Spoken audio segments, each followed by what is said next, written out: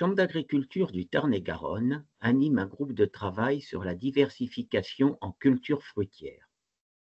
Face au changement climatique, mais aussi par le simple souhait de se diversifier, d'élargir sa gamme et de ne pas mettre tous ses fruits dans le même panier, certains agriculteurs s'interrogent sur la viabilité technico-économique de production, comme le kaki, l'avocat, la pistache, l'olivier, la figue, les agrumes.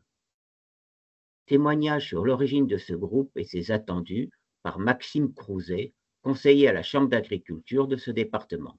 Maxime, peux-tu te présenter et évoquer tes fonctions au sein de la Chambre d'agriculture du Tarn-et-Garonne? Je m'appelle Maxime Crouzet, donc je suis conseiller en culture pérenne à la Chambre d'agriculture du Tarn-et-Garonne. J'ai des missions variées. Je m'occupe de viticulture de cuve, de viticulture un peu de table, d'arboriculture en général, et notamment de diversification en arboriculture fruitière, et aussi de changement climatique. Donc il y a plusieurs missions, on va dire, qui vont dans le sens de la diversification. Comment est venue cette réflexion sur la diversification fruitière? Ça fait quand même pas mal d'années qu'il y a beaucoup de producteurs qui se posent des questions sur d'autres cultures qu'on pourrait faire dans le département. Alors ça vient de pas mal de facteurs. Il y a une question de diversification de la rémunération, c'est-à-dire que quand on fait plusieurs cultures, on est moins sensible à des aléas, on va dire, du commerce, parce que évidemment, si on a 3, 4 cultures différentes qui constituent le revenu de l'agriculteur, eh bien, s'il y a une culture qui pâtit durant une année, eh ben, on peut se reposer sur les autres. C'est une forme de résilience efficace si elle est bien mise en place. Ça, c'est une première chose qui a amené le questionnement de la diversification. Après, il y a aussi des voyages, des discussions, la curiosité. Il y a aussi Internet qui fait qu'on peut voir un petit peu ce qui se fait dans d'autres parties de France ou d'autres pays, voire du monde.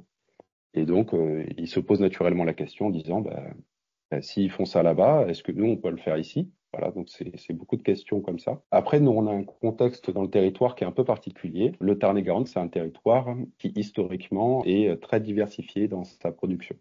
C'est-à-dire qu'on a beaucoup d'exploitations encore familiales qui ont, par exemple, de la prune domestique type Reine-Claude Bavet, par exemple, mais aussi avec des abricots, avec un peu de grande culture, voire un peu d'élevage. Bon, c'est plus rare. On a des exploitations qui sont historiquement diversifiées.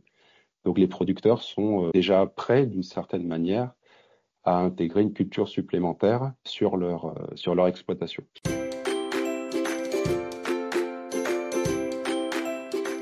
Quels moyens d'investigation ont été mis en place pour étudier la viabilité de l'intégration de ces cultures sur votre territoire et comment les projets sont-ils accompagnés? Alors c'est un peu toute la question. Donc là, on est en arboriculture. Donc le pas de temps en arboriculture, il est long. Donc savoir si une culture est adaptée chez nous, on n'aura pas la réponse tout de suite. Je prends l'exemple de l'olivier. L'olivier, il met beaucoup de temps à produire. Il va mettre 6, 7, 8 ans pour démarrer la production. Il va être en pleine production au bout de 15 ans, peut-être même 20 ans. Donc savoir si on est capable de faire de l'olivier ici tout en étant viable économiquement, tu penses bien qu'on n'aura pas la réponse tout de suite. Néanmoins, on peut avoir des indices. Et on peut essayer de se faire une idée sur la viabilité de ces cultures. On peut regarder dans les départements voisins. Donc nous, on est en Occitanie. Donc l'Occitanie, il y a la partie ex-Midi-Pyrénées, mais il y a aussi la partie ex-Languedoc, qui ont un climat plus méditerranéen. Et donc, comme en plus, nous, du point de vue du changement climatique, on devrait avoir une méditerranisation de notre territoire, en fait, on peut essayer de supposer que ce climat va, d'une certaine manière, finir par arriver chez nous, même si ça va être un peu différemment. Je ne vais pas rentrer dans les détails, mais on va avoir des étés plus chauds globalement, des périodes de sécheresse plus intenses.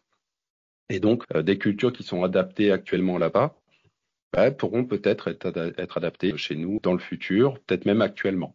Et après, il y a aussi d'autres cultures qui se font dans d'autres parties du monde et sous des climats qui sont proches des nôtres. Et là, on peut se poser raisonnablement la question, si eux le font dans ces climats-là, est-ce qu'on ne pourrait pas l'intégrer chez nous? Après, évidemment, ça c'est la partie culture, viabilité de la culture, mais il y a évidemment la partie commerciale qui est prépondérante, qui se pose très rapidement. Et je dirais même qu'avant de voir la viabilité de la culture du point de vue production, il faut sûrement voir la viabilité du point de vue économique. Alors justement, tu as parlé de l'olivier, mais quelle autre production cela pourrait-il concerner? Donc au sein du groupe de producteurs qu'on a lancé cette année, on a choisi de travailler sur un certain nombre de cultures, de nouvelles cultures, toujours en arboriculture fruitière, Donc ça peut être l'avocat, ça peut être les agrumes, la figue, donc l'olivier, le kaki, la grenade, et voilà, c'est à peu près tout, mais on va essayer de voir d'autres, par exemple la pistache, qui peut aussi être intéressant à étudier. Concrètement, comment fonctionne ce groupe et quelle action déploie-t-il? On vient de démarrer le groupe cette année. Donc, ce qu'on fait pour le moment, c'est on a fait appel à des experts pour faire des formations. Donc ça, on les a organisés. Donc, on a fait des formations depuis maintenant 4-5 ans sur l'olive, sur la grenade, sur le kaki, sur la figue. Donc voilà, on fait des formations.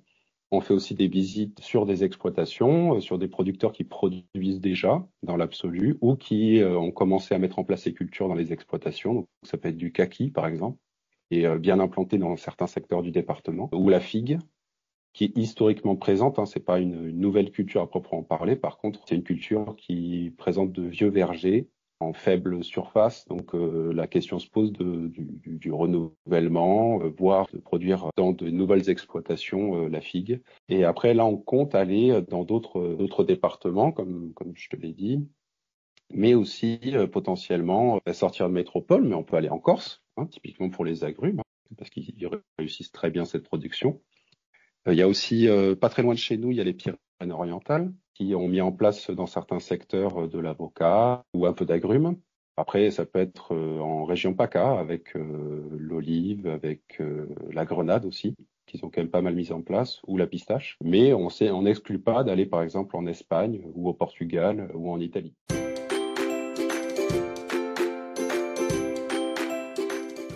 Quel est le profil des gens intéressés par de telles Les diversifications? profils sont très variés. On a des producteurs, appelés des gros producteurs, qui se posent la question dans un circuit négoce, en disant, ben voilà, on sait du négoce, on me pose la question si je peux produire ça, telle ou telle production. Ben écoute, je vais me lancer. En tout cas, je vais voir si je peux me lancer sur telle ou telle production, par exemple l'avocat ou l'agrume, qui sont des productions qui sont bien connues des consommateurs. Donc si on en prend, on en produit chez nous, le circuit de commercialisation semble au moins déjà en place, ou en tout cas à voir si on peut avoir une valeur ajoutée, mais en tout cas, le consommateur connaît déjà ses produits.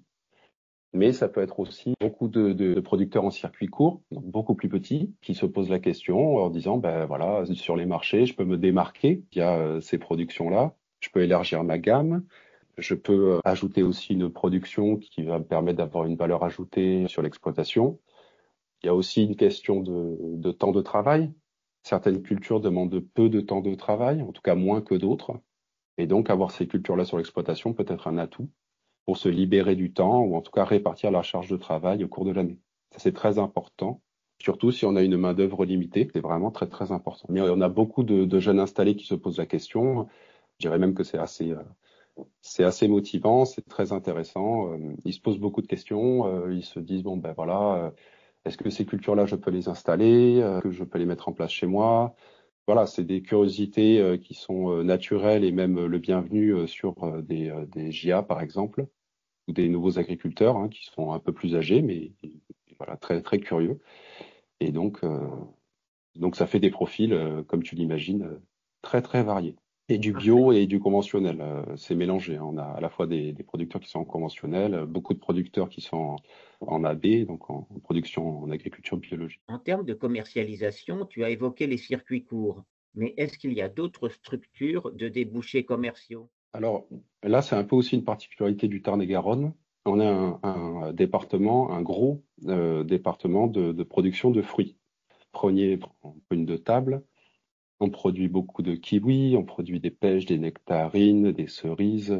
Donc finalement, en arboriculture fruitière, on a des circuits de commercialisation qui sont moyens, moyens gros, gros, qui sont présents. Et donc, finalement, sur certaines productions, on peut s'appuyer sur ces acteurs pour, en fait, déjà se poser la question si, il y a un marché potentiel, s'il est présent à quel niveau, avec quel tonnage potentiel.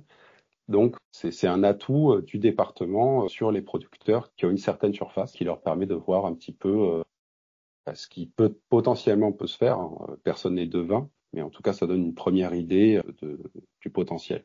Sur ce qui est important, je pense, en diversification, en arboriculture fruitière, c'est en fait, on a beaucoup de questionnements et actuellement, on n'a pas forcément beaucoup de réponses. Mais dans tous les cas, il y a beaucoup de producteurs qui se lancent dans ces cultures.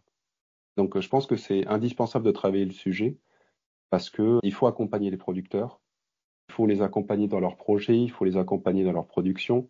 Beaucoup sont en agriculture biologique, d'autres sont en conventionnel, donc on a vu que c'était très varié. Mais il y a beaucoup de potentiel, il y a énormément de curiosité, c'est un sujet qui est passionnant.